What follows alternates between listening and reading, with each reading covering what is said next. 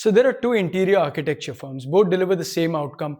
One costs about 8 lakhs and the other costs about 12 lakhs because it's got more seniors, more overhead, a bigger office.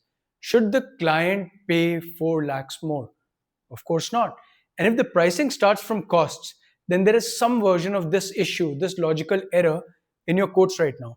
Let's solve it in 3 minutes.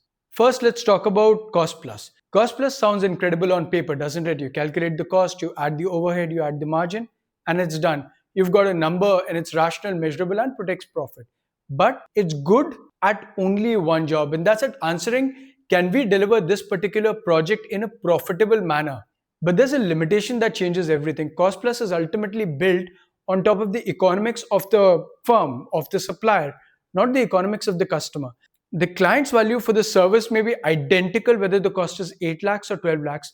The overhead of the firms, that's their problem, not the client's problem, which means the cost plus strategy should ultimately be the minimum floor setting mechanism, not a pricing strategy. Think about how it works in practice. Delivery cost 10 lakhs, required profit 3 lakhs, so therefore the internal target is about 13 lakhs. That's useful. But now ask the question that cost cannot answer. How complex is the project? How much risk are we carrying? How scarce is the team's capacity? And what's the outcome worth to the client? The answer might reveal that the 13 lakh that you're charging the client, it might be a little bit too low or maybe hard to justify. The cost knows nothing about either.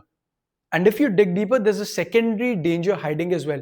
If prices are derived from cost, then every efficiency gain that you make, which is every process automation, every improvement, every innovation, every hour saved, gets pushed back into the client as a lower price, as a saving, which means as you get better, you end up earning less per project. It's the same trap as Ali, just wearing a more intelligent, smarter suit. So what you need to do is separate these two things as two separate goals. One is relentlessly improve your operations, of course, the cost at which you deliver the service, but do not automatically reduce the price. If you create the same outcome with half the effort, then there's a massive economic advantage in something that you don't have to just give away to the client, right?